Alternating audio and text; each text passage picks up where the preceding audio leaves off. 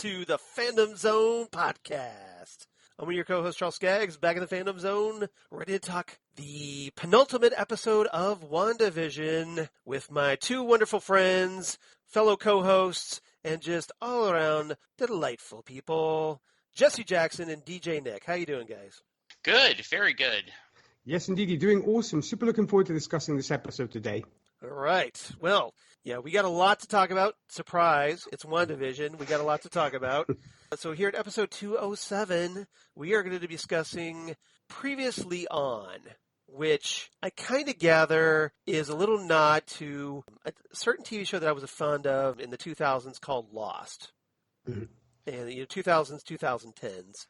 Because that show became notable because they would do every episode after the first one, they would go, Previously on Lost, and start recapping things. And that's what essentially this episode is. It's sort of a recap episode, but more importantly, it's a let's fill in the missing details of questions, or at least try to answer some questions that we've had since this series began. Mm-hmm. Yep. So this was the 8th episode of season 1. Hopefully it's a season 1. May not be, who knows, but we'll enjoy it while it lasts, regardless, just like we did Watchmen, that aired on February 26th, 2021, so just a couple of days ago from when we're recording, here at the very end of February. So hard to believe that we've already knocked out 2 months out of the year already. Crazy, right? Written by Laura Donney, who's new to the show, hasn't written for the series before, and once again directed by Matt Shakman. No surprise there.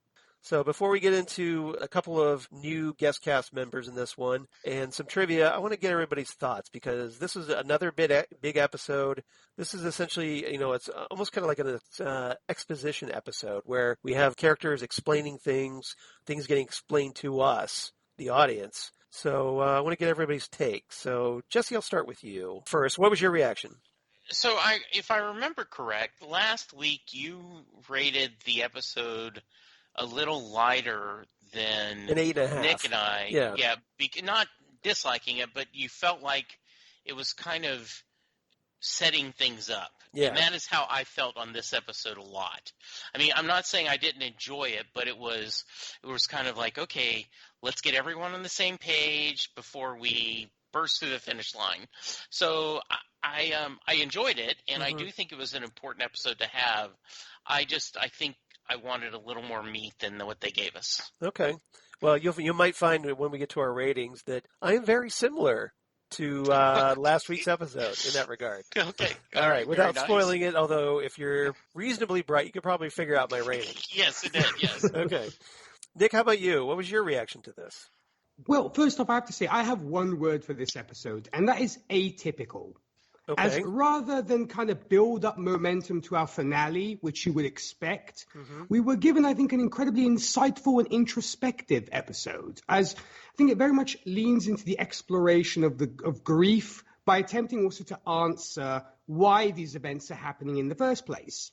I mean, I had talked previously about how Disney is redefining and adding almost a sophistication to the superhero TV medium. And I think it has very often been the case that the small screen has surpassed the big screen when it comes to exploring things like the emotional and psychological layers of a character for an entire episode, because you don't really get this as much in the movies. And here I think we also get the opportunity to get closer to Wanda through this very cathartic and therapeutic dive. And this is all, I think, to the good, as Wanda deserves to be heard and understood. And I think it was very much a reminder of the power of great television. Yeah. You both bring up some really great points, and I'm kind of with you on pretty much all those. My reaction to this was, it's probably going to depend on what we get next episode in the season/series finale, because this episode, like Jesse said, is essentially setup. It's explanations. It's stuff that, we're answering some questions, probably, that we've had all along before we get into whatever finale we get. So my question is, are we going to get this really big, extra long episode, final episode? This one was 46 minutes, so hooray for actually doing an episode of normal length. Kudos, Disney Plus. But I got to wonder, Charles, yeah?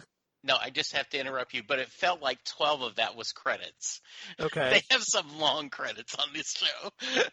But they were probably felt a little bit longer because of that mid-credit scene. Mm-hmm. Very cool, yes. Right. So, and we'll talk about that. Don't worry, guys. We're going to cover that.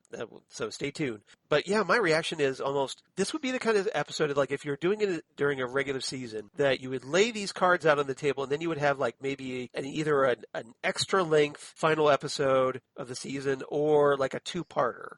Because you want to explain some things and kind of, get everything situated the way you want before you knock it down, in the big chaos of the finale. So my question is, are we going to get an extra length finale, or is this something that's going to be wrapped up in, say, Doctor Strange and the multiverse of madness? Or maybe are we going to get a season 2 out of this? Because it seems like they're setting up like this big thing with, and we'll talk about this as we discuss the episode, with Wanda becoming the Scarlet Witch at long last, that we've wanted to see, and fully embracing her power. And the question is, well, what happens after that? What does she do with it? Does she throw down with Agatha while the Vision that's in the dome in Westview battles this white Vision that gets revealed in the mid credits? Or is this a simple case of like, well, she's going to become, this big, super powerful, mega powerful, boss level Scarlet Witch, and then we're just kind of going to leave things hanging until Doctor Strange? What do you think? Well, I mean, Charles, that was exactly why I defined this episode as being atypical. Because in the sense that an episode like this, we usually expect, say, halfway through the season, not, should we say, prior to the finale. Right. And that's why I say kudos to Disney for being so bold and brave and trying something new, as in putting this here and not previously. And funnily enough, if you look at the reaction from the people, everybody loved this episode. Right. I saw so many people that said, I cried buckets. This was the most emotional thing Disney has ever done. They were so, so happy with it. Because one might expect is, when are they going to get to the fireworks factory? Whereas it's actually, everybody was so, so happy that we had this kind of, let's take the moment to really look at emotion. Yeah, this is a reflection episode. Yeah. And, in a great, essentially setting up things that we've talked about Wanda's grief and how it's really affected her, all these traumatic events, and why it was essentially the Vision's death was this big tipping point. It was the straw that literally broke the camel's back in this case, where Wanda finally snapped, and this was the result. Yeah, and before I actually pass this over to Jesse, my theory is, reportedly the finale will be the longest episode that we will be getting. At least that's what some of the news headlines and stuff have said. So I don't think every single thing will be wrapped up, and it will probably bleed into next year's Doctor Strange movie. Right. But I think that what we will get is some sort of a resolution, but kind of like when the screen goes dark and you get the Scarlet Witch will return in Doctor Strange and the Multiverse of Madness. That's what I think is going to happen. Jesse, what are your thoughts on this? I agree with you, Nick. Well, first off, Bold and Brave. K9. Hi, K9. Bold and Brave is DC. Brave and the Bold, yes. Yes, exactly. So that's the first thing I thought, like, wait a minute, we're not talking DC. Yeah, I think all of those are good points. And, Charles, I've got to echo exactly what you say. That is wise. Are we going to get a payoff? because we've got all this set up. Mm-hmm. And when we get to our specific categories, we're going to talk about themes. I have a little bit more to share, but I want to kind of save it for now. But that's fine. Yeah. We got to have something to talk about during these topics, right? So exactly. So that's okay. All right. So guest cast, same as always. Although we don't get to see Darcy or Monica or much of Billy and Tommy in this episode, but we do get obviously a lot of Wanda, a lot of Vision, and definitely a lot of Agatha, and quite a bit of Tyler Hayward in this one, who seems to be like this, by all appearances, at least some sort of a big bad in this. Now, the question obviously is, how much of a big bad?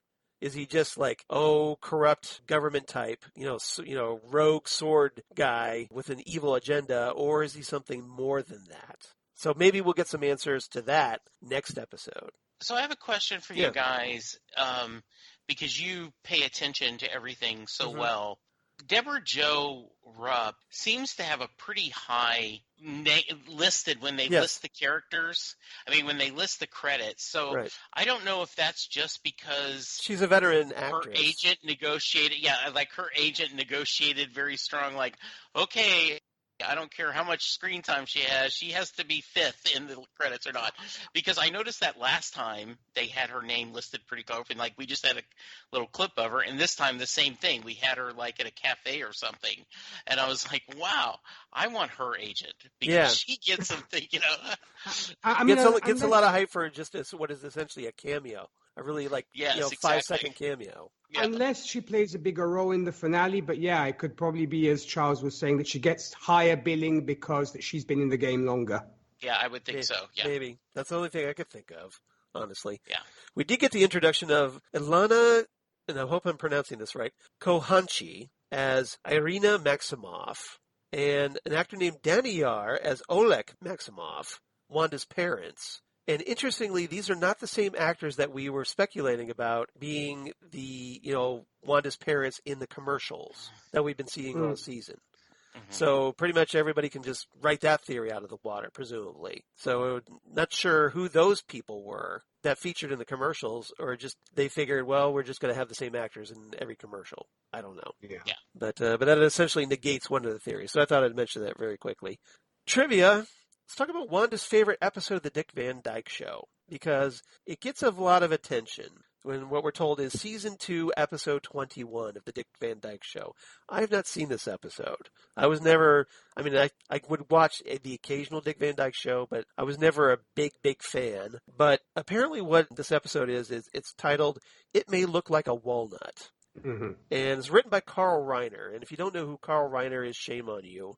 Yes. Because he's a comedy legend, father of Rob Reiner. Hopefully you've heard of him at least. And just a brilliant guy that worked with Mel Brooks and a lot of other great comedians over the years. And just like I said, recently passed, didn't he, at the end of last year? Yeah, I think so. I think you're right, Jesse. I mean, I don't know if it was at the end of last year, but fairly recently at least. Yeah. But in this episode, and the reason I'm bringing this up, Rob Petrie, Dick Van Dyke's character, enjoys a scary sci-fi movie on TV while Laura, his wife, played by Mary Tyler Moore, hides under the bed covers trying not to listen to it. Like, she just wants to get some sleep, I guess. And when the show ends, Rob further tortures Laura by telling the tale of Kolak, a visitor from the planet Twilo who apparently resembles Danny Thomas and deploys walnuts to steal Earthlings' thumbs and imaginations. So I'd love to know what the writers were, or what Carl was drinking while he wrote this episode. Yes, or smoking at that point. Smoking. Yeah, I don't want to judge. I don't want to presume, but something was going on there. So Rob wakes up in the morning to a living room covered with walnuts, and Laura preparing scrambled walnuts for Rob's breakfast. And everyone in the office acts like if Kolak really existed. So the big thing is here, is Rob actually dreaming this, or is just Laura getting some form of payback for torturing him? So essentially it's Rob questioning his reality, living in this kind of dream state, or so he thinks. And just a very interesting metaphor for what's going on here. Yeah, I thought it was. I do not remember watching the episode either, though I did love the Dick Van Dyke Show and would watch it fairly often. And when it was being Apparently, this is a syndicated. really I mean, high-rated episode too, as far yeah, as it is, TV and guide list and all that. yeah, and it's one of those because normally, the Dick Van Dyke Show was very grounded in sitcom reality, right? Of course, nothing is exactly, truly based in reality because it's, in that world. Right. And so I do think the payoff was this is an episode where it's all been imagined. And so it's kind of interesting that Wanda, that would be her favorite episode of not only a scary science fiction movie, but it's all pretend. Yes. And which is, I think, a very strong metaphor. That basically, this. it's like the nugget of the idea that planted in her brain about when she finally does have her mental snap, her mental breakdown, that that's where her brain went to, this childhood memory. Yes. And why it's so key because, as we find out during this episode, we'll talk about this, that, it's very important to the moment where her parents died. Yes. Or at least the people we presume are her parents. Yes. Right. We'll talk more about that. And then, and I believe I saw in the trivia that also a little bit of timey-wimey because Malcolm in the Middle would not have been at this time period been available for bootleg because it hasn't been made yet. But that's okay. Yeah, I'm sure there's a little bit of, and there was some talk about, well, this resets the Marvel Cinematic Universe timeline and all this, and it was like, just, they're playing fast and loose with the timeline. Don't overanalyze it. Yeah, exactly. I mean, this was just because they wanted to have the sitcom fun, so they wanted to explain that. Yeah. Yeah. So something else I thought was interesting was in Marvel Comics, Agatha Harkness. So in the comics, she settles in this English colony of Salem, Massachusetts, and forms her own coven of witches, hoping to freely practice magic in, the New World at the time. So this is essentially 1692 AD, which was a year before it is on the TV show when we opened this episode, which is 1693, obviously. So Agatha and her group apparently were persecuted by the Puritans. No surprise there if you're familiar at all with the Salem witch trials. And that's what essentially became known as the Salem witch trials. So Agatha, interestingly enough, approved of the witch trials because she believed they were necessary for the magical people to essentially grow stronger. So essentially she was a sort of a magical Darwinist, survival of the fittest.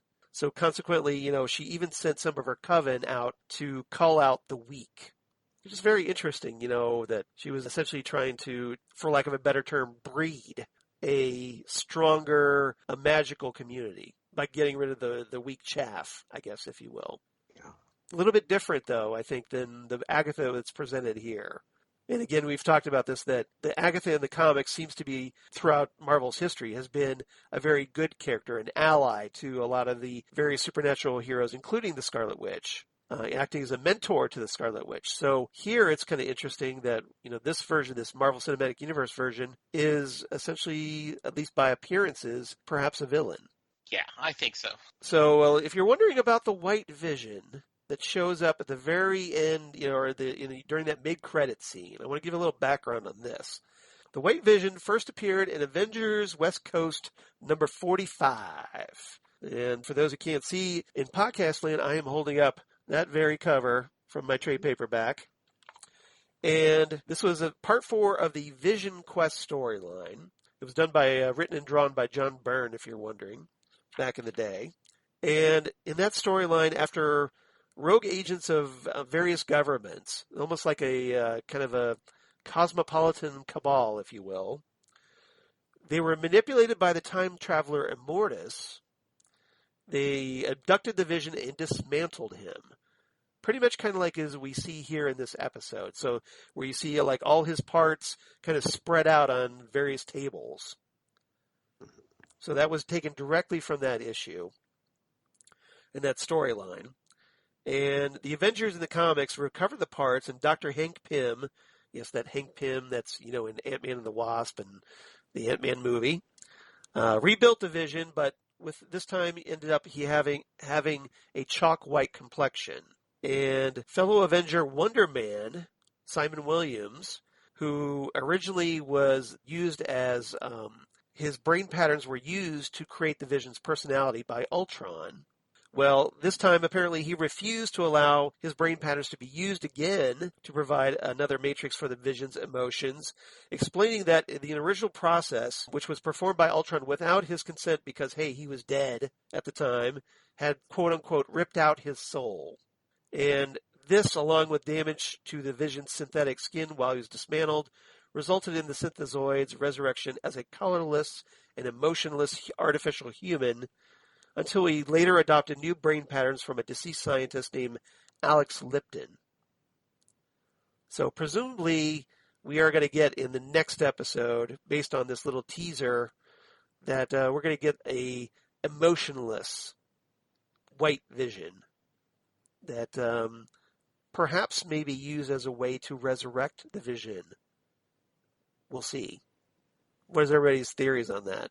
I know we'll talk about this topic later, but any quick theories about whether you think the Vision will be brought back using the white Vision?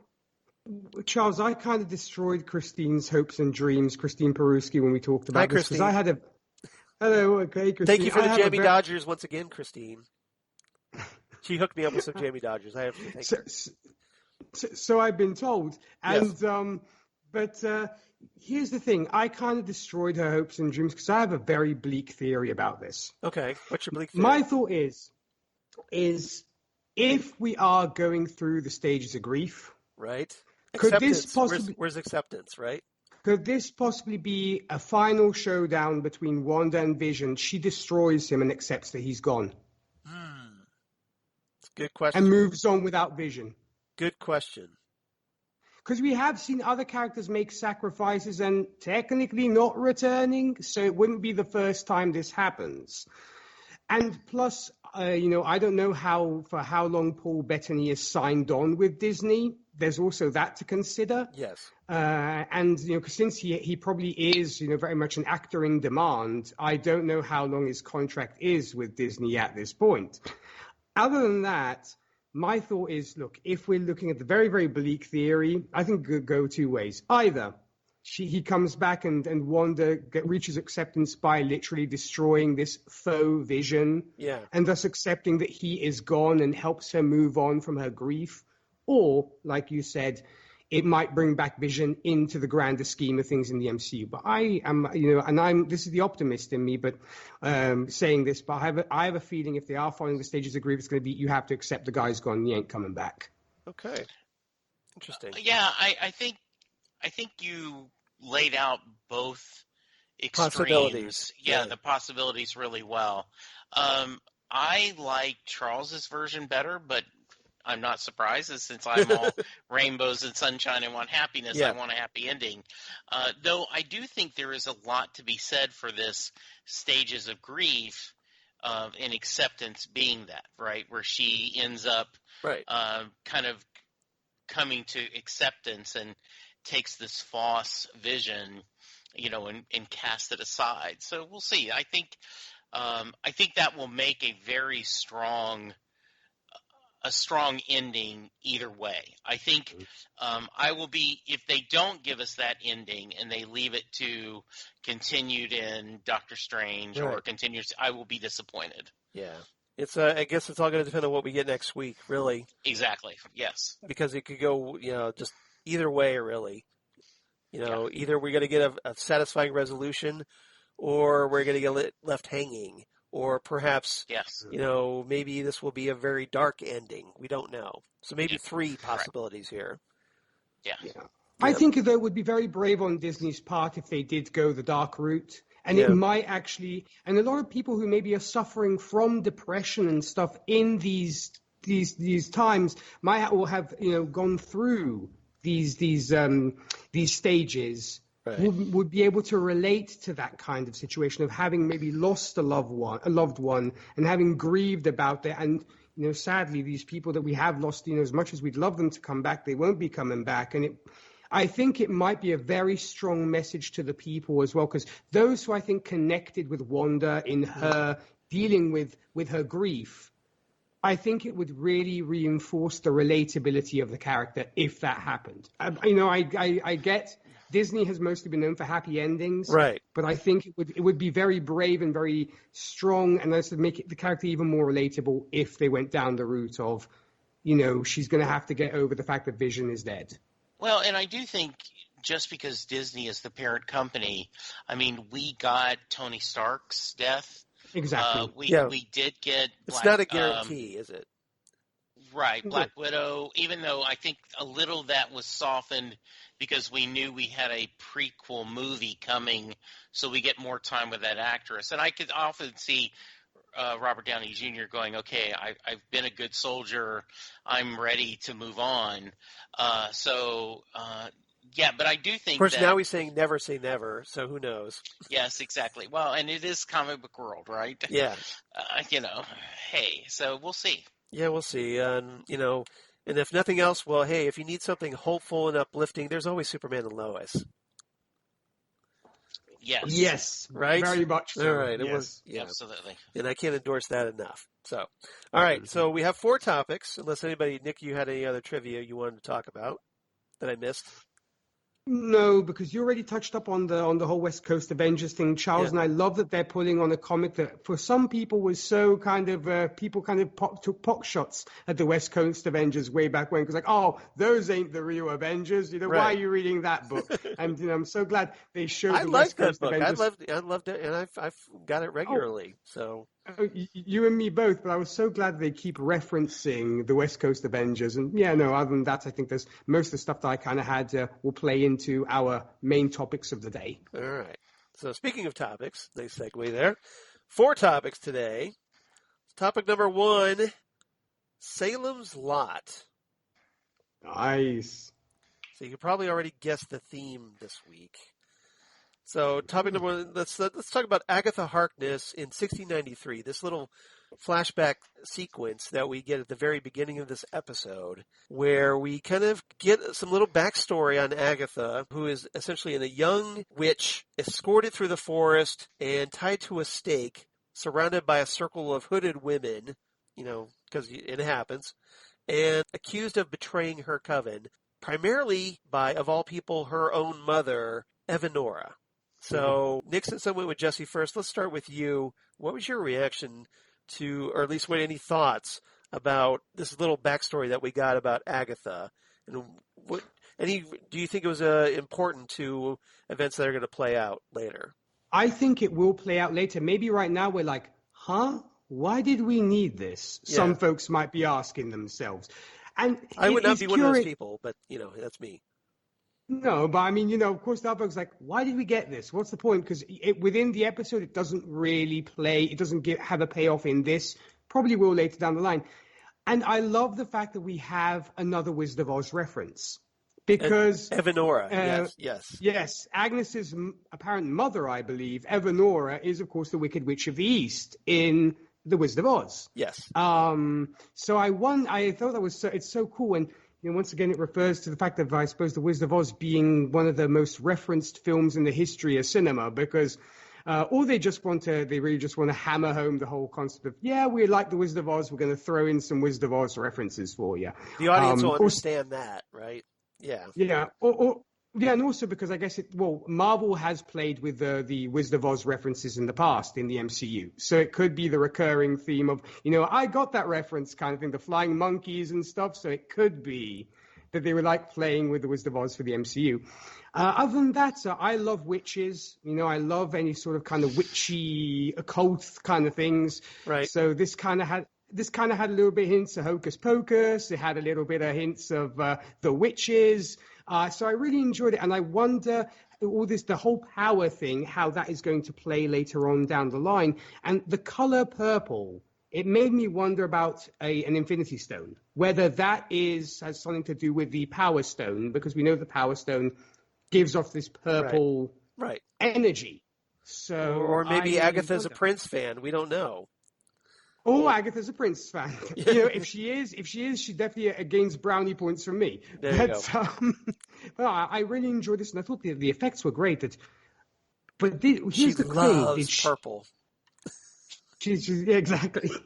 Here's the thing, though: did she literally age the other witches, or do you think she just kind of grounded them into dust? Because I was trying to figure out that effect. Because I kind of got the vibe that she just sucked the life force out of them. That's what I got out of it too. So because of that, their bodies kind of aged and withered, but essentially it's their life force that she sucked right out of them. That, which I think is a great nod to Hocus Pocus, which is the whole thing about Hocus Pocus is the witches, of course, live on children's life force. So another Disney movie. Right. Go figure, right? Yeah, but I really, really enjoyed it. I'm looking forward to seeing how it will pay off into the finale. We got the whole thing that we'll get to later when we get to what Wanda sees in the Infinity Stone, but it starts playing into the whole lore of witches and what have you, and that witches are a thing in the MCU, and I love that they're setting that up. Yeah, because I find it interesting that Agatha's mother, Evanora, kind of insists that Agatha can't control her own power. Oh, yeah. And Agatha's like, no, I can. I can be good, honest. And her mother's like, nope, no, you can't. And she doesn't really react to that well. So this is why it seems, by all appearances, that they've decided to make this version of Agatha Harkness a villain, as opposed to a good witch, for lack of a better term, in Marvel Comics. But then again, the MCU has been known to change, characters' allegiances or genders or whatever. So it would not surprise me. Yeah, it wouldn't be either. So essentially, and we'll talk about this, that maybe what we were looking for Mephisto is essentially, to pardon the pun, been Agatha all along. Yes. All right, Jesse, you like the way I did that? All right. So, Jesse, how about you? Any thoughts on Agatha and this very interesting flashback?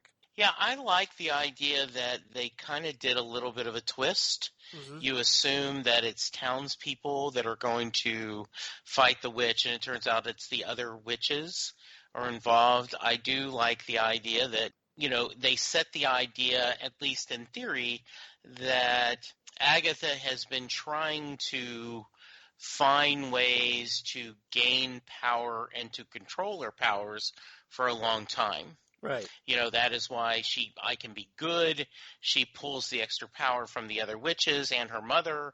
And so that's why she would be so tempted by the huge spike of power she saw when Wanda created this whole universe. So I think that this is something she's been searching for a long time, either to gain more power or to be able to control power that's inside her. So I thought it was a very important setup. Well done. I do agree the special effects were beautiful. The purple looked great. Yes, it does. They kind of, she pulled, and then her mother. That color really pops in high def. I'm just saying. It did. It looked really good. It did. It very nice. Yeah, and I agree with you, Jesse. That I think the power thing is important because it seems like she is drawn to Wanda's power because, and we'll talk about this in our next topic, that she basically wants to know how Wanda did what she did. It's like. I wasn't able to do that after years of study. How did you pull it off? So she's just trying to find out, okay, there's more going on here. It's almost like she sees Wanda as a mystery and wants to explore that. But it's very interesting. Another thing I thought was interesting was the brooch that she takes from her mother's corpse right off of her dress. Apparently that's been, it's the brooch that we've been seeing throughout the season. So, if you're, I guess, looking for a character that was wearing that brooch, there was our big hint, I guess, throughout the season. All right. Anything else about Agatha, this flashback? Okay. Topic number 2, misery. So we had Salem's Lot and misery. Hopefully you figured out the theme by now. Yes. I didn't make it hard. But so let's talk here in this topic. I want to talk about since we're setting this up already, Agatha's exploration into Wanda's past. She wants to know, like, what is it that's so special about Wanda that she was able to create this, her own reality, rewrite her own reality. And to do that, she kind of walks Wanda back through into her own past, covering the various traumas that she's experienced along the way and how it's affected her. And also kind of very subtly hinting that, well, hey, Wanda had her powers all along. It wasn't just they weren't just given to her by Hydra and von Strucker.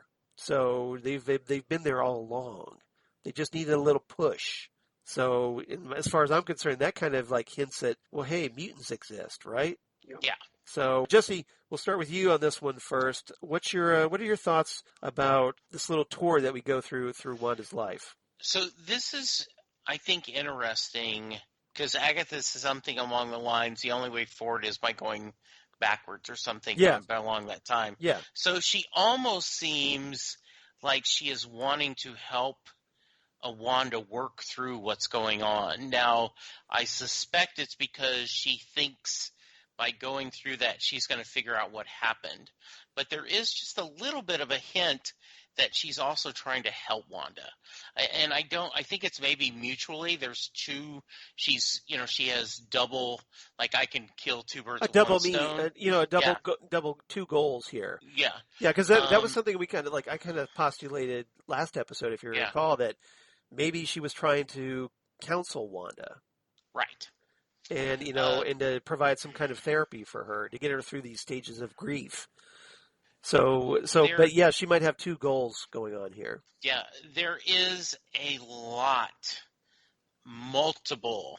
tons of articles being written about Wanda's powers. Yeah. That they are not just mutant, they are witchcraft. This shows she is a true witch. She is doing spells. She is not just doing her hex spells. And this whole combination that people are writing this that are similar to you two that have gone through this muddy journey of the character in comics because they've kind of gone different ways of how her powers are. Yes, they're mutant. No, they're spells. There's a little bit of both. So I thought that was a pretty interesting thought. I enjoyed seeing the flashbacks. Now here's where I may be a little. I didn't need to see it, and I'm gonna do.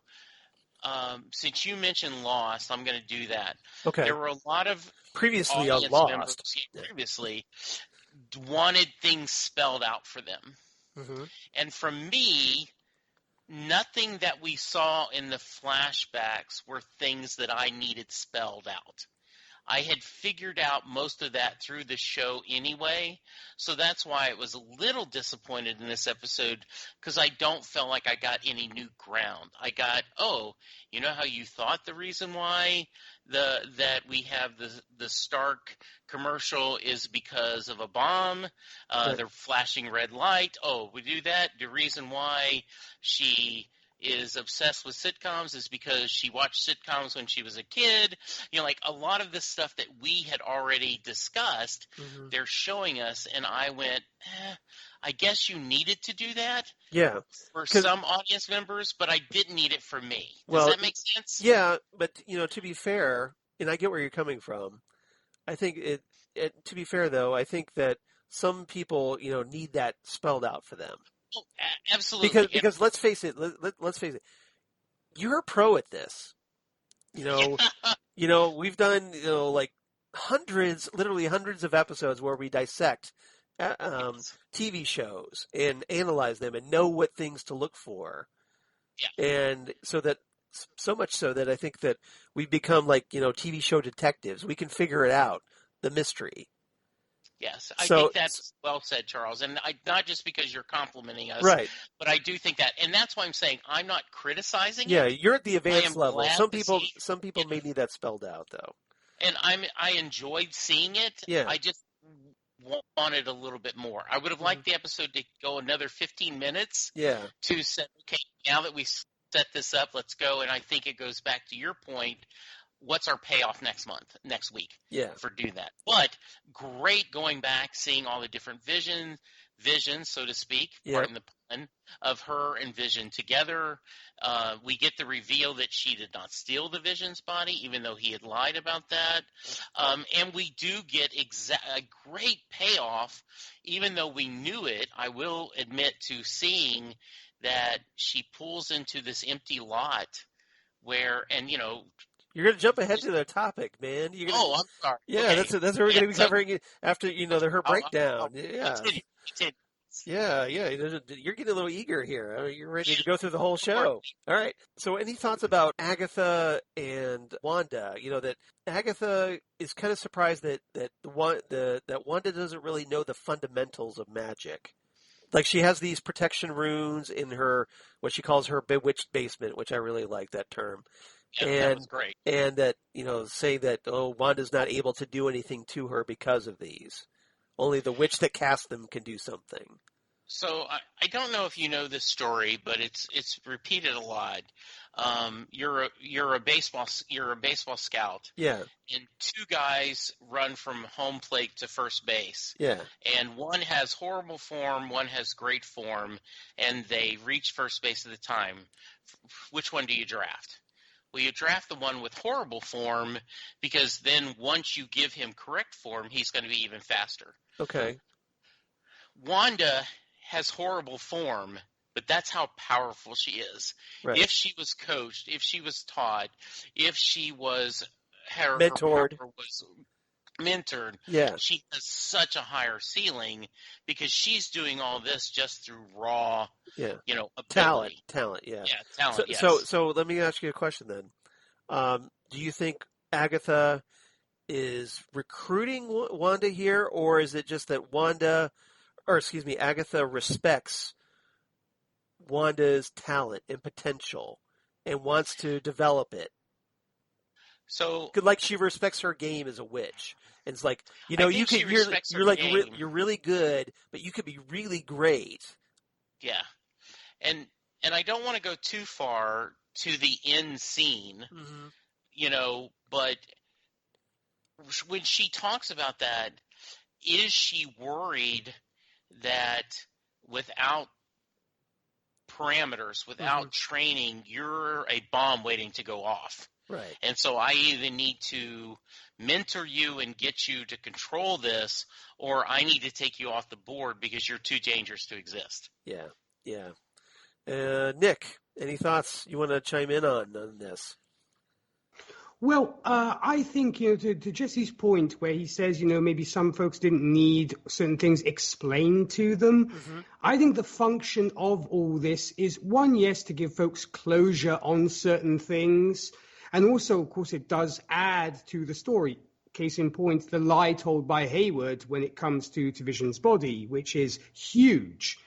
And what I love about this journey, if you will, that Agatha and Wanda go on, it reminded me of so many things. It's kind of an amalgamation of almost a Dickensian spirit, if you will, like the Ghost of Christmas Past, taking the character through their journey, or Clarence Oddbody from It's a Wonderful Life, showing the character, what the world around her, if you will.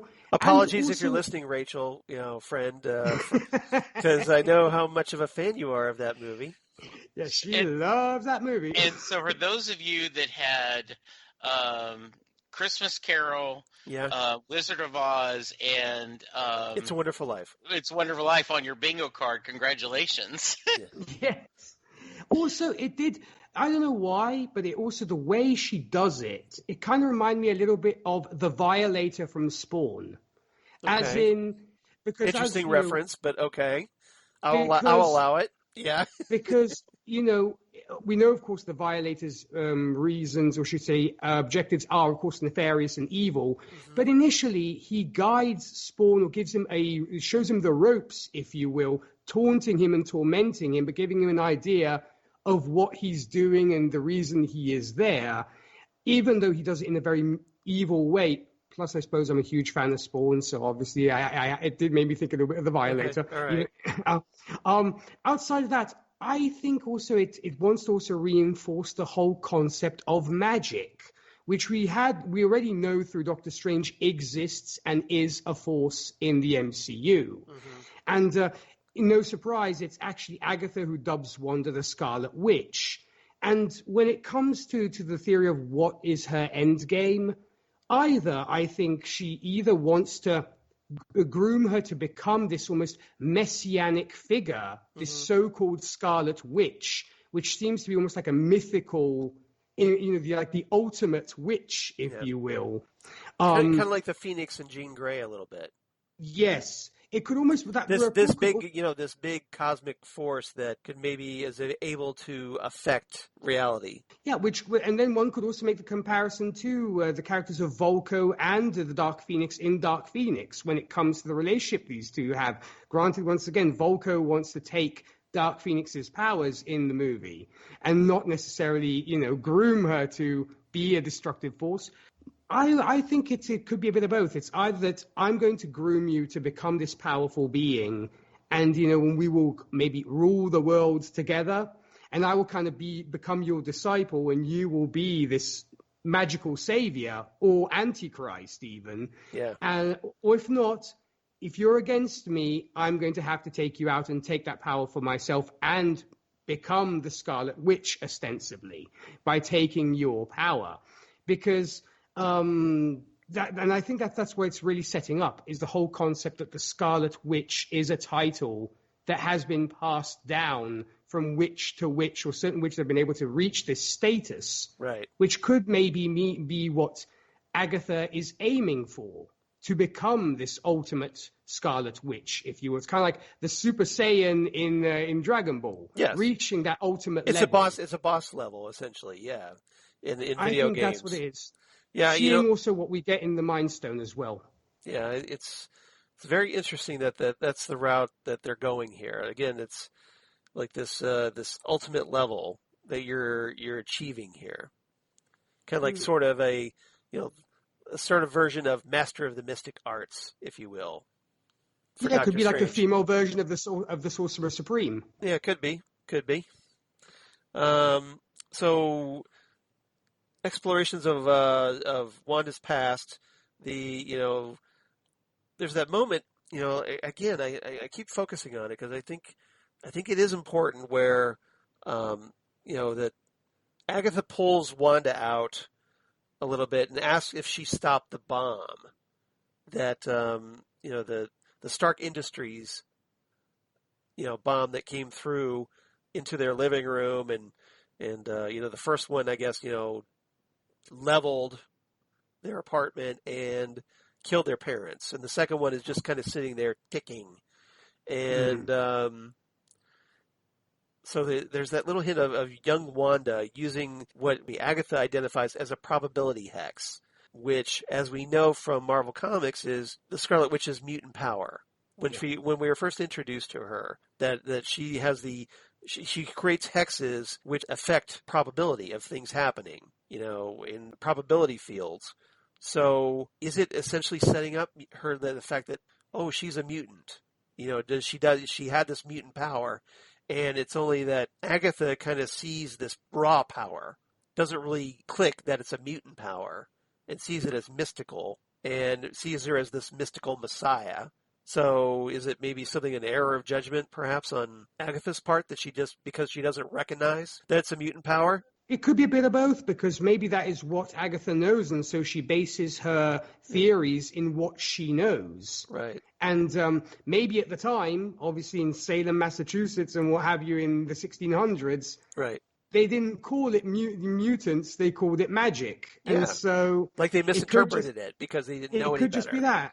It's like, it makes me think of, when farmers way back when saw lightning in the sky, they thought it was gods. And then, other scientists came along saying it's not that kind of magic. It actually is electricity and what have you. So it could have just been the theory of the time is this is magic because we're witches. And so everything is ingrained in magic. Yeah. And so they don't even contemplate the concept of there being mutations. Well, one of the things that Doctor Who loves to do And obviously, I'm saying this as Yeah, biased because, they hey, debunk that a lot. yeah, since, hey, I do a Doctor Who podcast with Jesse, that they explain that magic is essentially science that isn't explained, or isn't understood, I should say.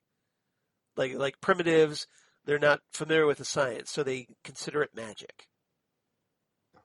So maybe that's the case here, that it's this mutant energy that Wanda is able to affect these probability fields.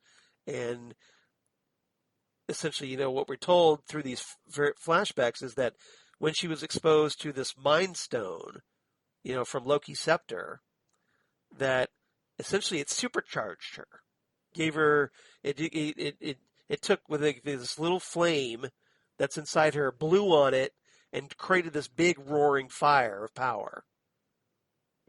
And now I want Magneto to sweep down from the sky and kind of point his finger at Agatha saying, "You ignorant peasant, we're mutants. Magic does not exist." I think a lot of us would love that. The question is, are we going to get that? We can only hope. Maybe in a WandaVision season 2. Just saying. Make it happen, guys. But I know it gets a little bit in the comic book weeds, but I have to think that, because we know that one of the reasons that she's able to even be called the Scarlet Witch is that because of the Fox merger, with Disney, that, Disney acquiring Fox. So now they can legally call Wanda the Scarlet Witch, which is why we're going through this whole thing of, we used to just know you as Wanda Maximoff, but now you're the Scarlet Witch. And now we'll see the ramifications of that. And what's interesting, right, is earlier in the season we had the question was, did she have a costume? Did she have a fancy nickname? And they're like, no, but she's still an Avenger. Right. So kind of like, they set that up. They say, well, she never had one, and now it's like, whoa, she's getting one now. So yep, she is. All right, so we'll see. Yeah, I believe it was Hayward, wasn't it? It was like, does she have one of those stupid code names? Right. And Monica was just like, no, not that we know of. Yeah. So now, it looks like I think this is all this big build up to turn her into the Scarlet Witch that we know and expect, I think. Absolutely. And since we didn't address that, there was even a little bit of a hint of that, because we actually get a vision, no pun intended, of the Scarlet Witch. We see the headdress, we see the cape, we see the figure. Yeah, and the Mind Stone, yeah. When we were doing that, when the Mind Stone that imbued Wanda with this power, so essentially the Mind Stone triggered the Scarlet Witch within her, presumably. Yeah. Or maybe it was almost like a foreshadowing, like a premonition of the being she would eventually become. Well, I mean, we did find this out recently, and I think it was 2016. Yeah. In the comics, in the Scarlet Witch solo comics, we actually found out that Wanda's biological mother was actually one of the first Scarlet Witches ever, Natalia Maximoff, who apparently went by that name. And it was a mantle that had been passed on almost from mother to daughter throughout the centuries. And that's kind of revealed. So it might be a homage to the Scarlet Witch solo series from James 2016. Robinson, Starman Correct, writer, yeah. Who Jesse and I are big fans of, because Starman was this fantastic series. So it might be a homage to that, to the fact that it is literally a title like the Sorcerer Supreme, which is passed on to women. It could be of a magical persuasion, or just this lineage, perhaps. Maybe just Wanda's family line, perhaps. They're like, you are. I'm worried because you are, your powers are chaos powers. You are the Scarlet Witch. Yeah. Dun, dun, dun. Yeah. All right. Well, anything else about this topic before we move on? All right. Let's cover the other half of this with topic number 3, Under the Dome. Of course. So this I want to talk about Wanda's breakdown, and essentially we finally get the full, laid out events of okay, how did Wanda transform Westview, New Jersey into this WandaVision sitcom reality. So, Nick, did I go with you last time, or did you want to? I think I'll go with you in this one first. So, what was your take on going through the events of just finally getting those missing pieces of the events of like that gap between Avengers Endgame and the beginning of the episode 1 of WandaVision? Getting those answers. What was your reaction to that? Well, as I'd mentioned, I know that the world at large apparently cried buckets over this particular part of the episode. I mean, there was no place I didn't find, be it Twitter or Instagram or Facebook. Everybody's like, bring on the cry smileys, because it was like, oh, WandaVision, where kind of thing. Okay, yes, I cried too. But other than that, I like the fact that you own that after going wah and making fun of it. That's funny. No, of course, because I'm an old softie. You're a softie. And I take digs at myself for being an old softie. That's why I say where, because I was like, yeah, okay. In fact, even my cat has zero respect for me for that reason, but never mind. But that's pretty bad if your cat's giving you shade for crying during this. Yeah, Celine was literally almost rolling her eyes at me, going, "Come on, seriously." Yeah, and then went back to kind of cleaning herself, but that was it, Yeah. Yes. Okay. But it's heartbreaking because initially Wanda did not. All Wanda wanted to do was literally give the man that she loved, or the synthezoid that she loved, a decent burial and an honorable burial. Right. Because she doesn't go there with the intention of wanting to steal his corpse. She's like, I want to at least give this man a burial. And obviously that's denied her, and she leaves, and the whole thing where she gets to Westview, because we found out that her and Vision had literally purchased property there. That was the big one that really hit the waterworks. Was just like, they were going to settle down there, and there's that great note, from Vision, to grow old in. Yeah. And you're just like, oh, and that's the moment where she really snaps, if you notice. Yeah. So because she's like, there goes that moment of falling to her knees and just Because we kind of wondered, what was that moment where she just finally flipped? The switch was flipped, and that was it. Yeah, that was. But and see, I think that's really gave you the answer of. She didn't do it because she was selfish, or she didn't do it because she was hypocritical. It was literally an outburst of, sadness and tragedy. Yeah, raw emotion. We'd almost gotten a hint of it in Age of Ultron when she finds out Pietro was killed. When she literally, destroys Ultron and just gets on her knees, and you get that huge explosion when she realizes or feels that Quicksilver has been killed. And this is almost like a, should we say, repetition of that. A callback, yeah. To that.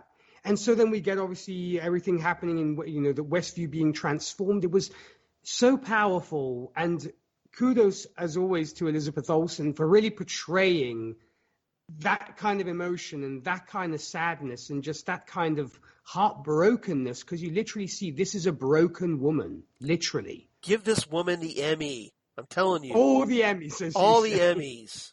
God. There is going to be literally hell to pay if they don't do that.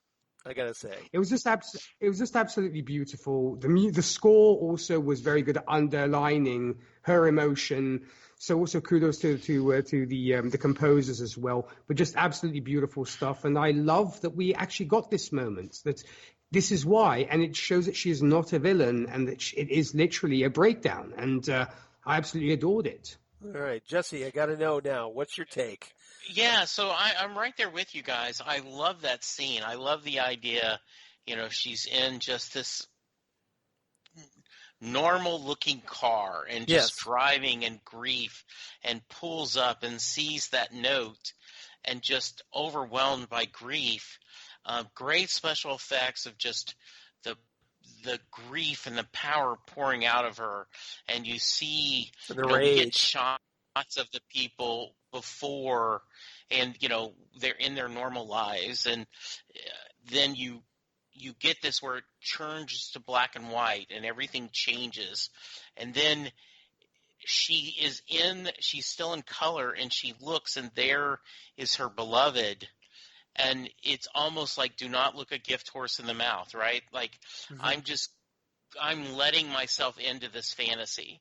If I'm dreaming, don't wake me up. I just want to do. So when she talks about, I don't really know how I did this, or when she's talked about this over the past 6 or 7 previous episodes where she seems confused at times, this was truly, just almost a reflex, and in this subconscious that she's just, I'm going to take advantage of it. I thought it was absolutely beautiful. And he's in his, 50s sweater, and do we just want to stay in today? Watch TV. And, you want to? Yeah, and watch TV, and she's got her 50s do, and just like, oh my goodness, everything's right. It was just a lovely ending, and to have that kind of, okay, yes, everything we had thought about, everything we had speculated, and a lot of other people had speculated, what a payoff, what true, and we're setting up for, okay, what's next? What are we going to do next episode? How is this going to be to get things – because I do think Wanda is also fighting she doesn't want to control these people. She doesn't want to take away everyone else's life. She just wants to be happy. Right. So just leave me alone. Just let me live my fantasy. Well, the problem is that, and this is where it doesn't become really happy, as far as the happy ending for her, is that if she had just kept it inside their house and it was just her and Vision, that would have been one thing. But she's affecting all these other lives and controlling them and turning them that we took during the Halloween episode when they're like, the poor woman is doing this repetitive motion in her front yard, and she's got tears because she's helpless. She's a prisoner of Wanda. And, it's something that needs to be stopped, but Wanda's not capable of grasping that. And that's the real tragedy here, is that the question is, well, Wanda has obviously, has a serious mental impairment going on right now. She's, for lack of a better word, she's insane. She's had a psychotic break, and she's not able to grasp what she's doing. She's just being purely selfish. And now, you've got Agatha, I should say, coming in and essentially trying to find out, okay, how did you do all this? And probing into things and forcing her to confront the reality that she didn't want to confront. Mm-hmm. So we'll see how that pays off. Jesse, I can't hear you. You're talking. And mute again. Well, I'm being like, I don't even know, as you said, Charles, I don't think she even knows how to undo it. Right. Because she didn't consciously do it. She didn't know how she did it, so she can't undo it. Yeah, exactly. Yeah, I think you're right. I think that's a good point. But maybe the only person that can really get her to undo this is Agatha at this point. What do you guys think? Or is there a doctor in the house? Yeah. I'm just saying. Oh, I see what you did there. Paging Dr. Strange, paging Dr. Stephen Strange. Please come to the front desk. Yeah, exactly. Bring your book of the Darkhold, or the book of the Vishanti, or whatever you've got in your library. Yeah, we'll see what happens. But yeah, we kind of end this episode with this cliffhanger, which again kind of makes me wonder if they kind of took the Mephisto stuff from the comics and kind of blended it a little bit with Agatha here, where you have Agatha having control over Tommy and Billy. And, that essentially saying, your children, this envision, this life you made, this is just chaos magic. And this is where she says, well, this is what makes you the Scarlet Witch. So, knowing what we know from the comics, Nick, do you think that maybe in the next episode, in episode 9, we're going to get the very tragic reveal that because Wanda created these kids. They don't really exist because, as we're told, she can't create something from nothing. So how are these kids created? And so maybe Agatha smashes that reality, and that's what essentially wipes the kids out of existence. Well, like Mephisto did in the comics. It could very well be the case. I mean, I think there's the case for and the case against when it comes to this, because one, we had mentioned the fact that it does seem like they keep wanting to set up the Young Avengers, seeing what is coming down the pike when it comes to other characters, you know. But even Marvel didn't do that until years later. True. So I mean, or you know, disaster strikes, and you know, you enjoyed these kids, folks. You're never going to see them again. Yep. Sorry about your life. Might be.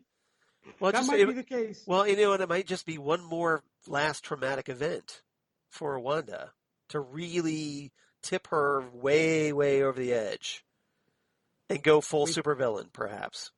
Which is why, if it keeps all dark Wanda. Which is the fact is, if you know, we are you know, considering the fact they will all bleed into Doctor Strange and the Multiverse of Madness. Yeah.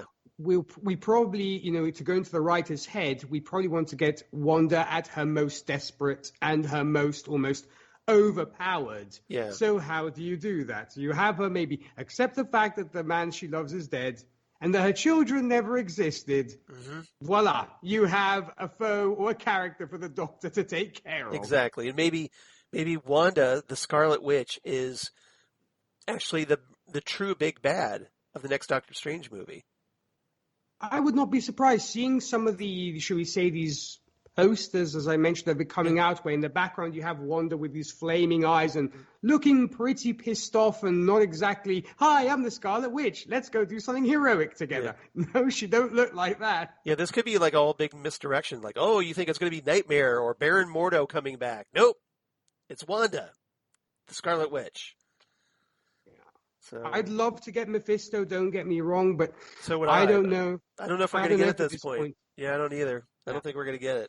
I think if nothing else, they took the Mephisto aspects and they kind of imbued that into Agatha here. Also because, I mean, as I mentioned, between the Asian market and between it being Disney, you don't want the PTA on your back saying my kid is watching something with the devil in it. Yeah. I just want to know who's going to hawk that $3 billion worth of vibranium on eBay. Very nice, yes. All right. So, anything else? Topic number 4, the dark half. So we had Salem's Lot, Misery, Under the Dome, and the dark half. So unless you're living under a rock somewhere, you probably recognize that those are all titles of Stephen King novels. Well, you've lived under the castle rock, just saying. Oh, I see. Nice. Well Nicely played, sir. Well done. Well done. I'm gonna give you points on that one. All right, points to Nick. I love Stephen King. What can I say? There you go. So I thought you'd appreciate that one. I figured you'd know it right off the bat. Hey, so let's talk about Hayward. Let's talk about the Cataract Project and the white vision that we get in this mid-credit sting teaser sequence. So, Jesse, I know you're not familiar with the white vision from the comics, but what did you make of this post-credit scene? Well, I was happy because they had already given us a mid-credit scene. Yeah, I was in the previous episode. Yeah, because the first few episodes they didn't. Even though, you stuck around. So because they had the previous time, I was waiting to see, like, oh, they're going to have to show this. And so I did not catch that it was the white vision, but I did catch that, okay, they have restored Vision to, and I'm going, his programming had been reset, is how I look at it, right? Like, you went back to the factory. You went back to the factory settings on this one. Yeah, exactly. And so he's not going to have any emotion. He's not going to have this feelings for Wanda. And now then they're going to go.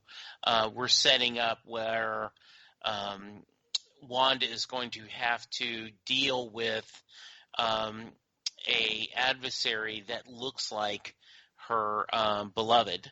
So I really thought that was nice. I thought it was, we don't trust in the Marvel universe. We don't trust people of power. Mm-hmm. The government and the military are never to be trusted. So once again, I just thought this was a really nice showing us again that, all right, they're going to be after this. So I thought it was a brilliant kind of setup for next episode. A lot of tangles they've got to pull together, and I'm crossing my fingers they're going to do it well. Okay, that's fair enough. Nick, how about you? Well, I mean, it really just has you really hanging on the edge of your seat when it comes to this. I mean, we had discussed the fact of, the Cataract Project being the whole thing of, an impaired vision or a clouded vision. Yep. And here we see where it all comes to a head, where the vision literally has these almost clouded over eyes and is, the color that he is. So I thought it was kind of clever how that all played into that. And I guess just the deception of Hayward revealed, the fact that all he wanted was Wanda to get angry, as you had actually speculated, so that her power could fuel the vision and this, shall we say, faux vision, if you will, and have him kind of come to life. I'll call fission. Fission. You like that? Yes, cool. Thank you. But yeah, I mean, unless he is somebody else or he is literally just your bad science guy, or should we say suit guy, if you will, like your smoking man from the X-Files. I hope not. I don't want another generic like government employee that goes rogue. I want make it matter. No, I agree with you. I mean, we have seen that character too much. Granted, it would make me grin if suddenly you heard a cigarette being lit and going, "Hello, Wanda," and the smoking man kind of smoking away at her, going, "We brought back your husband." Yeah. And just in case anybody's wondering, Nick is perfectly willing to volunteer to be the next smoking man. He already has the cigarettes, you guys. Yes, he does. And I've actually been working on that very sort of soft-spoken but terrible voice, like "Hello, Fox" kind of thing. I love. But you have to say it you have to say it a little more drier and sinister. Hello, Fox. Yeah. I have to work on that, but I do agree with you. I would like a bigger payoff than. Yes, this is once again a bad guy in a suit who just wants to do bad things, and he just wants his own vision. And apparently, he rebuilt the parts that were essentially, erased all the original programming or whatever, put him back together, and now they're just ready to unleash this factory settings version of the Vision on the world for whatever purpose. I mean, as much as I'd love, the revelation of him kind of ripping off like an apparent mask and it being Ultron. Yeah. I know that I don't think we're going to get Ultron. I don't think we're going to get Ultron. Exactly. I know. As much as I'd love that, it ain't going to happen. Yeah. But I do hope there's more to him. Either we get that tie of the other Hayward from Hydra that we'd seen in Agents of S.H.I.E.L.D., so we find out he's actually an inside man for Hydra, or I really don't know, or it could just be, another generic suit. Who's just a bad guy. Outside of that, I'm just really looking forward to seeing now what this is all, how this is all going to come to a head. And also, of course, where is Monica and where is Darcy and where is Agent Wu? Where are Agents of S.W.O.R.D., our true Agents of S.W.O.R.D.? We want to know what they're up to. Yeah, so this none of that was addressed. This next episode, it better be a really long episode because there's a lot to cover here. Lots of play. I have a feeling. I have a feeling it's going to be an hour with end credits. I think, which is probably not going to amount to much, but I guess it's all going to depend on how they end it. Are we going to get the everything crammed into an hour, or are we going to get it just a little bit of it and the rest, like you said, in a Doctor Strange movie or potentially is season 2, because I was trying to figure out they could easily do a season 2 if they wanted to, because they could explore Wonder Man and the Grim Reaper in season 2. Oh yes, Well, I mean, Kevin Feige has been very, should we say, mysterious when it comes to that. He's like, I won't confirm and I won't deny. Yeah. He's playing that card. He's playing, yeah, and that's fine. But maybe he doesn't even know yet. Maybe he's willing to do a season 2, but maybe for whatever reason, Elizabeth Olsen and Paul Bettany haven't signed on yet for it. It may also be a question of, getting the folks into the room and looking at contracts, because for all we know, maybe their contracts expire after this season and they might have to go back into, should we say, negotiation for a second season. Yeah. I'm sure right now his focus is just like, okay, I got to get the WandaVision audience to go to the Doctor Strange movie. I'm sure that's all he's thinking at the moment. That's priority 1 with him. No, of course.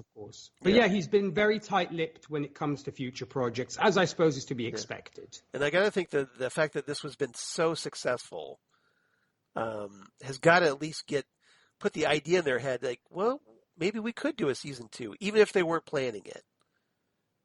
Yeah, because maybe they were just playing to see how this would go. Yeah, or they didn't anticipate or they didn't anticipate this kind of a reaction to it. Could very well be. It could very well be. But yeah, I think, as you said, the ultimate motive is to get folks to really be hyped for Doctor Strange in the Multiverse of Madness next year. Yeah.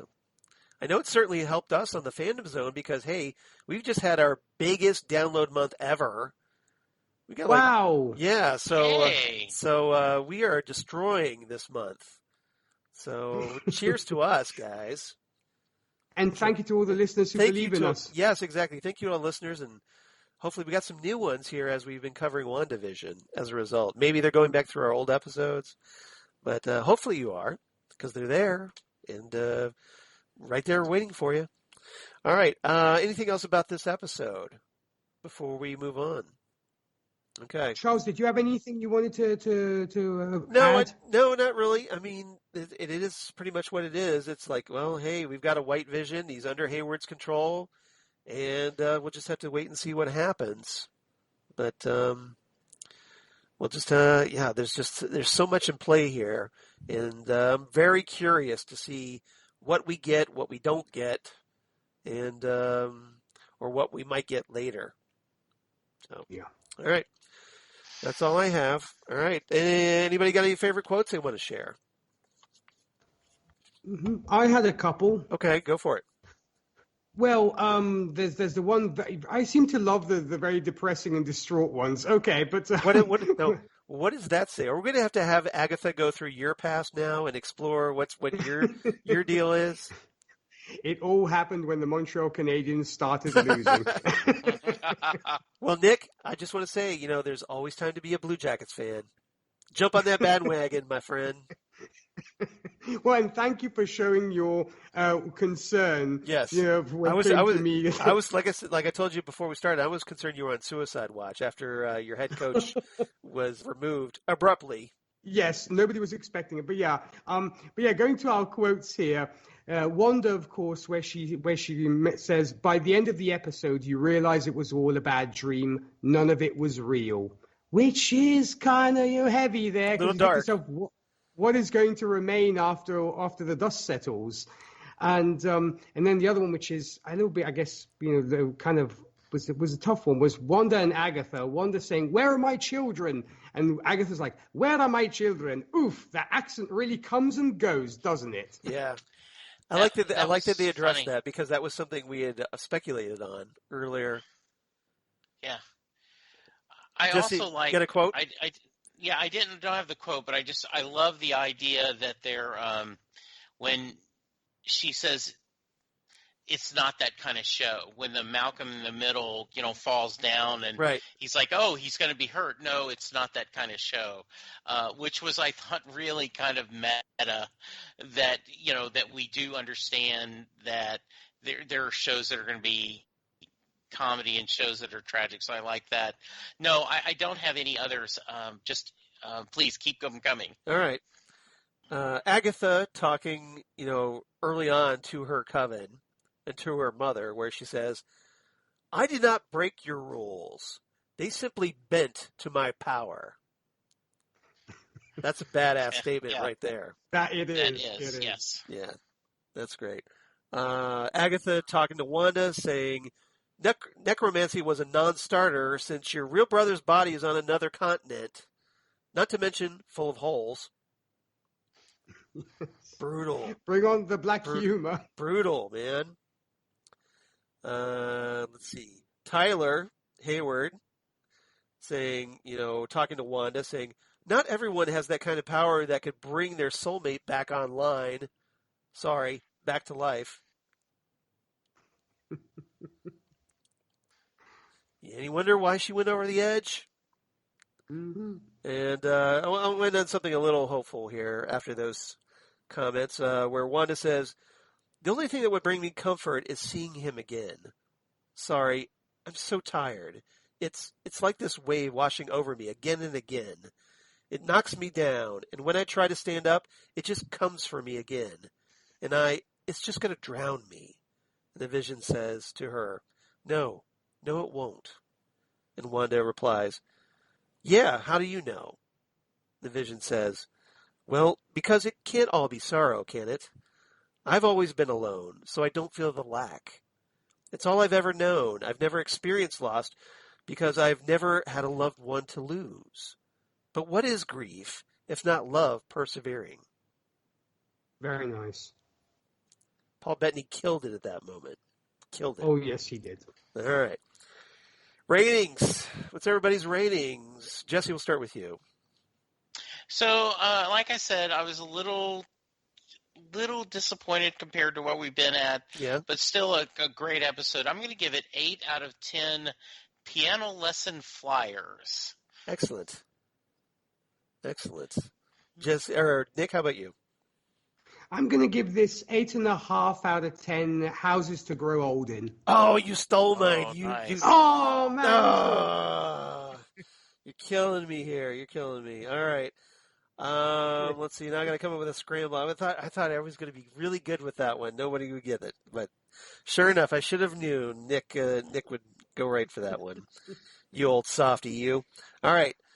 So as for me, like I said, no surprise here. I'm going to go with 8.5, and I'll go with cases of classic sitcom DVDs. Nice. All right.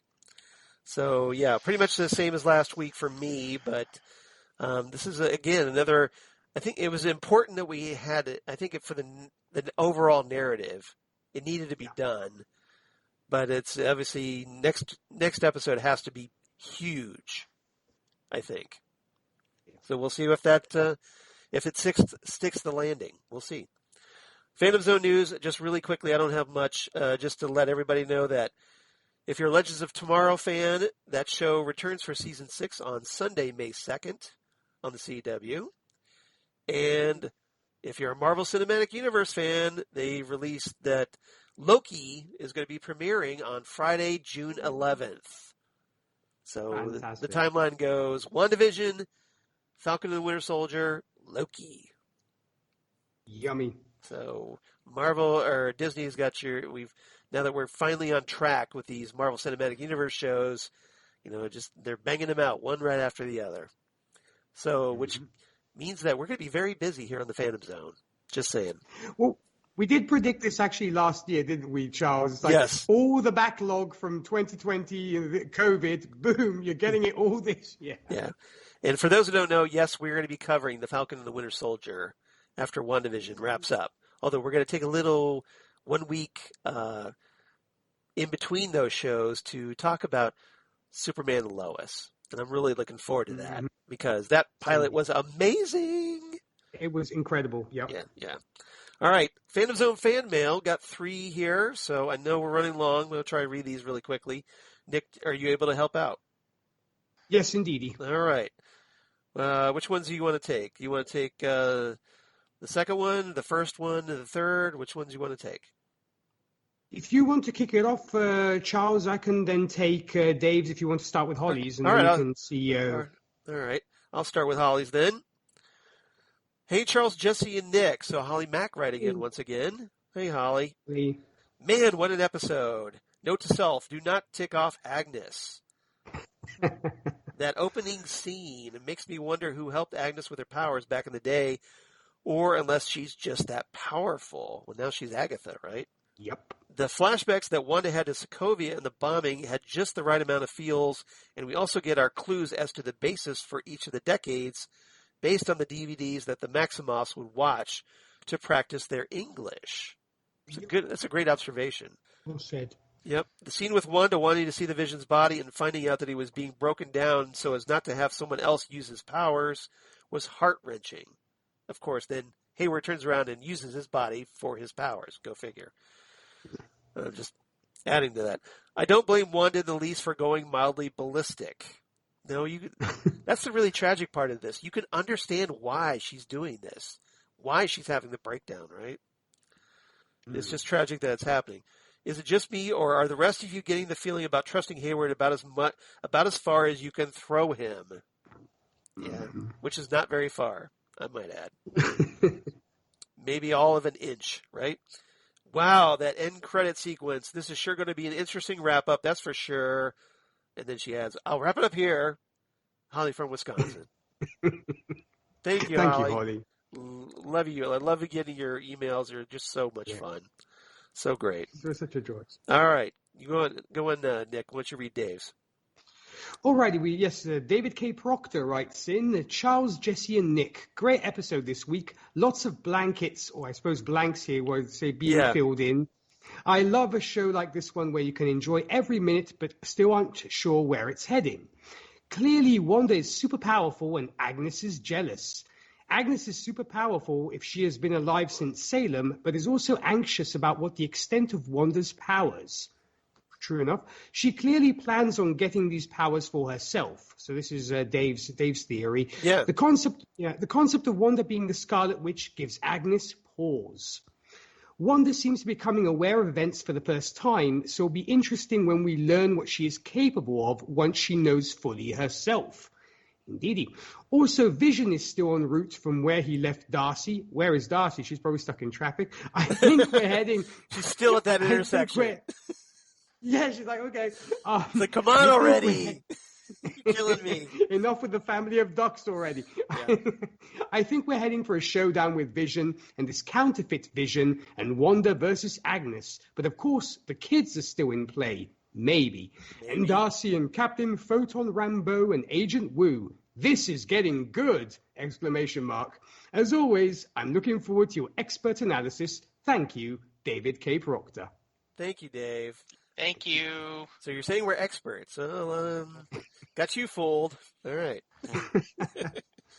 Maybe we did a little probability hex of our own on that one. All right. Could be.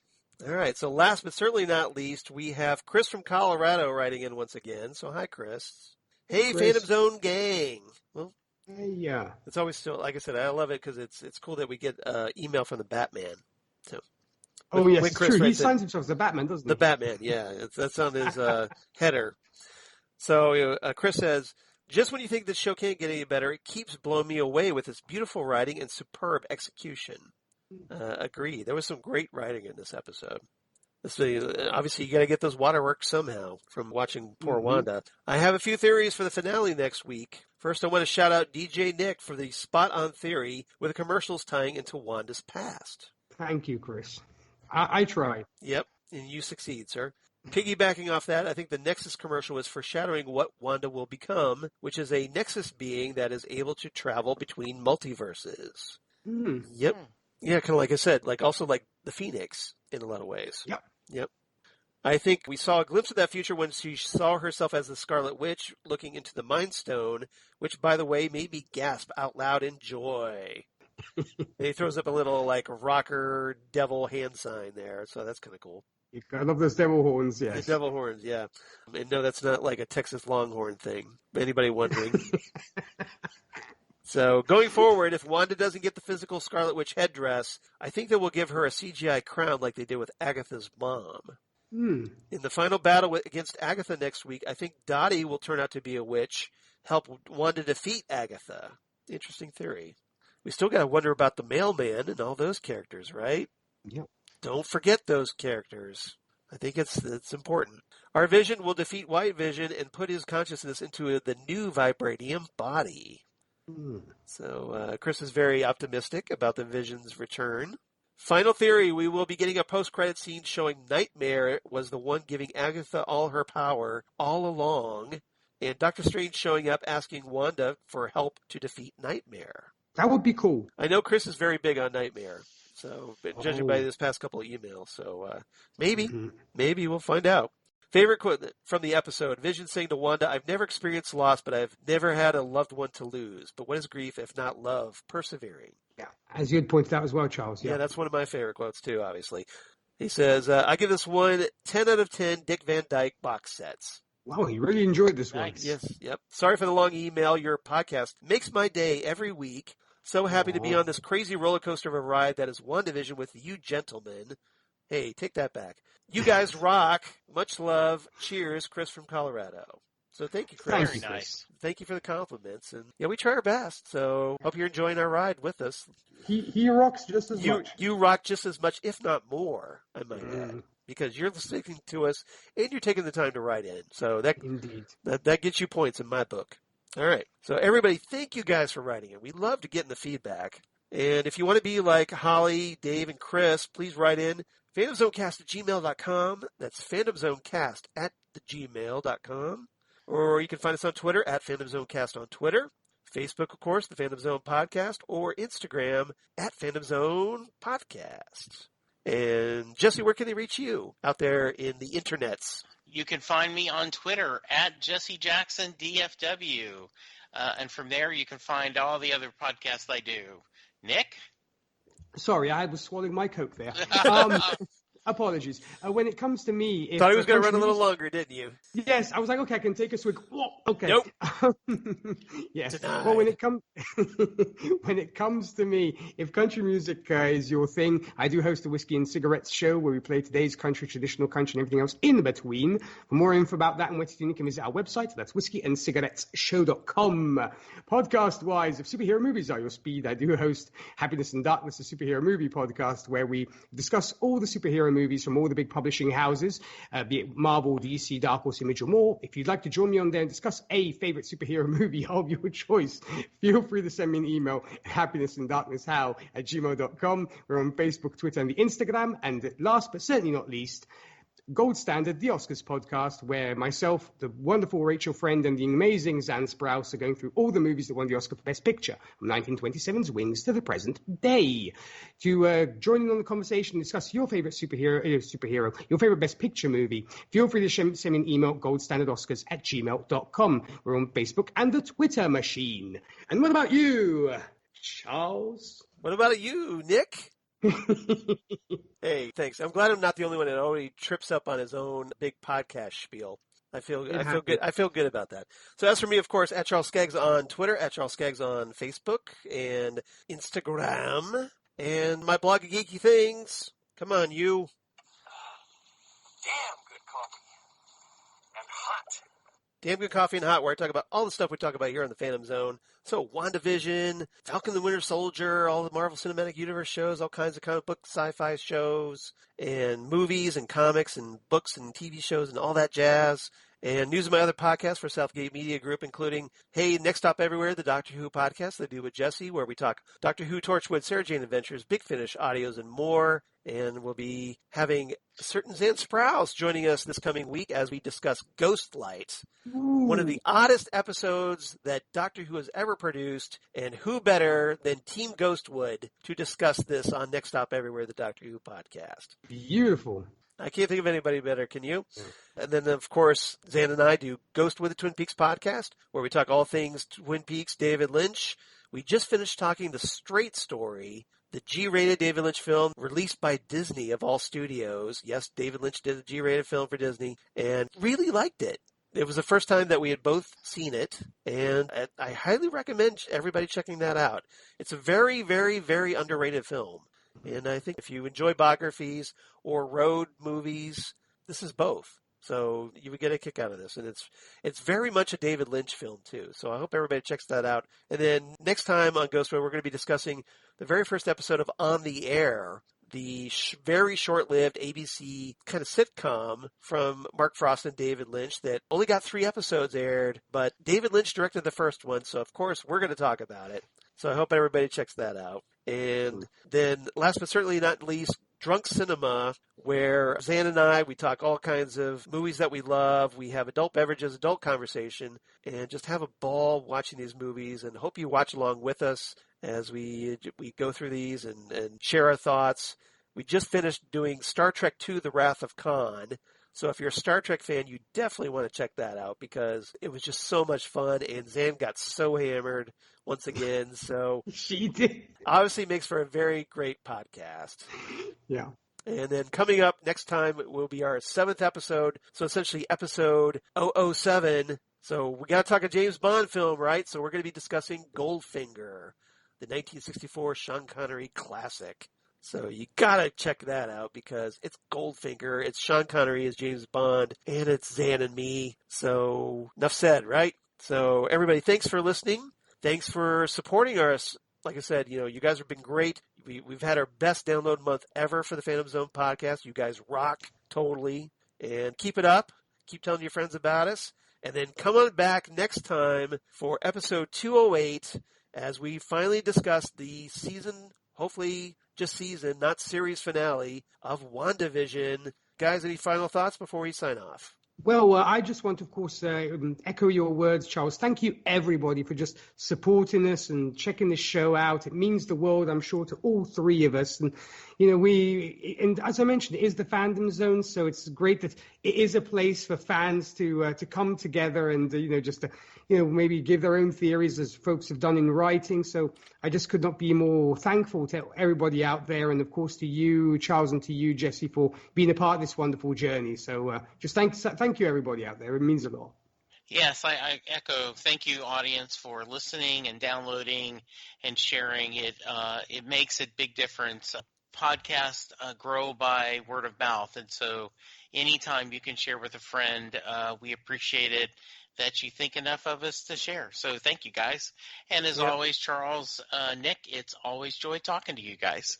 Yep, I couldn't agree more. So, guys, thanks again. Everybody else out there, thanks again. And going to come on back, episode 208, as we discuss WandaVision episode 9, right here on the Phantom Zone podcast. Goodbye, everybody. Ciao.